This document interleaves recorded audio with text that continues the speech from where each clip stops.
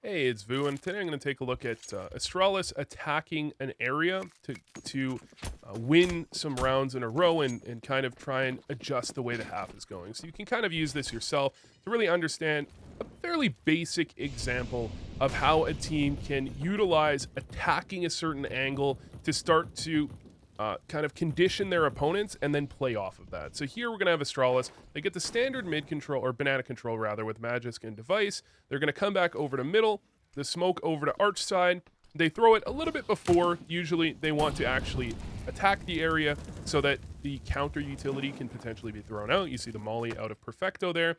But Glaive did get quite a bit of information off of that. And that did give his team the ability to kind of come back and take it. And now they're going to toss out a smoke. So Glaive's smoke is going to land deep. It's going to land Moto or in front of library here. And they're going to use that to try to attack up arch side. And the plan here is pretty obviously to split B, right? They want to split over to the B site.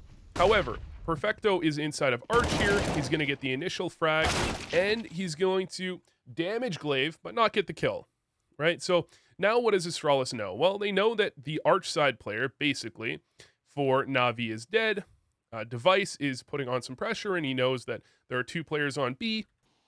So off the back of that, Glaive is going to actually want to hit over to the A side. He's going to call the team back. And this is a smart mid-round play where he knows that they only have two players on A, and there's a reasonable chance that Simple now has to be worried about the smoke. And if they're not, Glaive will have a flank, right? So the way this one plays out, the smoke comes down. Glaive is trying to use it to get that kind of as the smoke dissipates play, catch the player off guard.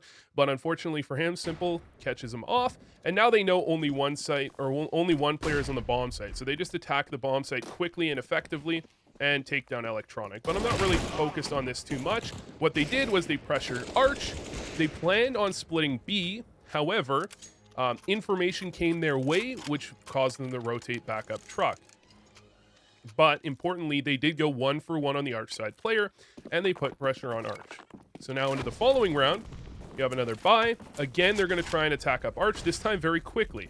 Smoke's down, smoke inside of arch. You've got a smoke at top mid. I think, yeah, this is a T-sided smoke here, which essentially blocks off so that these players can wrap the bomb site. Just to understand this one, this blocks off the pit area, which makes it a lot easier for the wrap to come in, and they can clear out these angles more effectively. So again, they're attacking the arch side. Nobody here this time, and they're going to take note of this. It's very obvious that Perfecto rotated his way over to Moto from somewhere else, and he's got a flash that comes through. Flash will get him a kill. And no trade back for Astralis this time, but now they can kind of note that out. And what else they're going to find is they're going to find out that Flamey, or actually, yeah, they find out that Flamey actually rotated over to arch side as well, because the flash is actually what catches them. They also notice that Boomich is in arch, and the same exact moment Boomich shows up in arch, they instantly rotate themselves up banana. They instantly know that only one player is going to be on B, and Boomich, he's got to wait around, he's got to make sure this is clear before finally rotating back, but Astralis is already hitting over into the B bomb site now. So another pretty quick mid-round read there for Astralis, just quickly recognizing that that was a B site player and just having no hesitation to rotate back around and go to the other site. Now here, again, they're going to be attacking towards arch, this time with pistols.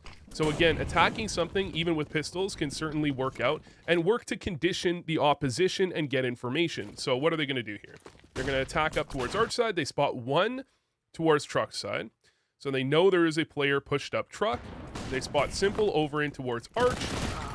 And not only that, but they spot Electronic in towards library. So what does that mean? That means they were tripling up banana early, almost certainly, and they were playing an arch side player while tripled up on banana. So this doesn't just mean that, oh, okay, NaVi is playing two players arch side, right? Because they can just change that up round by round. However, it does mean that they were tripling up banana early round, and they've done that, as far as Astralis is concerned, I believe they've done that twice now, as far as they can tell. And they had a arch player as they were tripling banana, which means their truck side is very weak. Oftentimes you'll have teams that will play 3B But in doing so, they will have nobody arch side. But if that happens, this arch side play that Astralis has been running is very effective because you catch the arch side rotate that's coming back to his spot very much off guard. Instead, very obviously, NaVi are playing 3B and 1 arch, which means there's a solo truck side player. And Astralis are going to exploit that. So they call a pause. They're going to head back into this one. Again, they're going to put pressure on Banana. Same as usual, but they're going to quickly attack up mid. And they're going to throw the same exact utility set, or very similar to it, that they've been throwing previously. Glaive is even going to make the footsteps up and check. And actually, Electronic does take a shot here.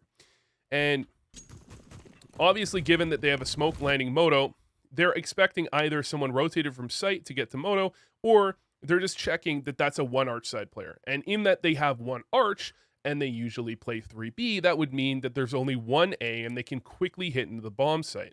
That being said, they're actually not playing 3B, they're playing 3 arch. So they walk into a completely empty bomb site.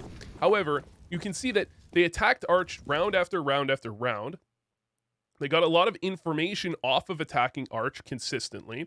They found out the way NaVi was playing Banana essentially by attacking arch and inferring from the rotations. They found out that NaVi was very heavily contesting Banana when the actual play came in. They were rotating players out of the bomb site to contest towards arch. I think I might have said Banana.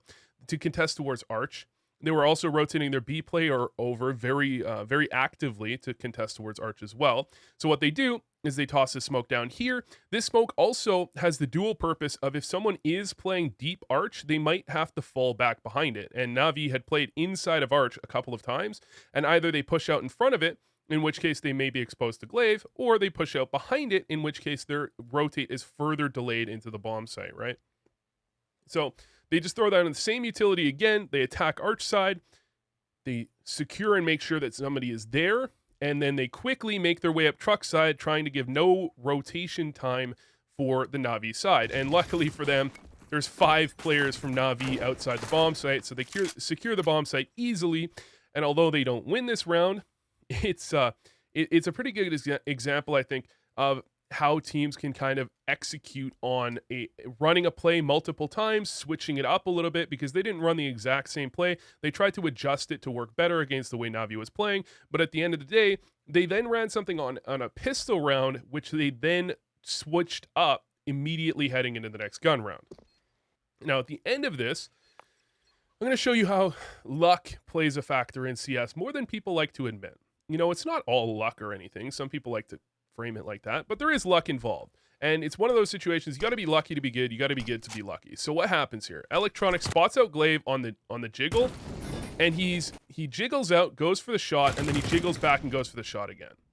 Right? He also tags up Zipnix on that one as well, right? And he's just random spraying there. Glaive is kind of in the right place at the right time, and you can kind of blame Glaive to a certain extent on that one.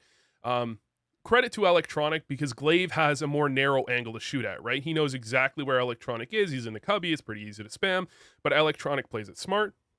Now, what happens here is Zipnix is going to try and cross out to Graveyard because the smoke goes down. It's a smart play. He can either go close on the smoke or he can cross out and get into Graveyard here. However, Flamey is trying to spam down on this angle back here, and he accidentally kills it. That is not an intentional frag from Flamey. He 100% accidentally kills Zipnix. And this is a situation where NaVi might not even go for this. And not only that, but this is a pretty big swing round as well. Astralis are low on economy. They've got the bomb plant.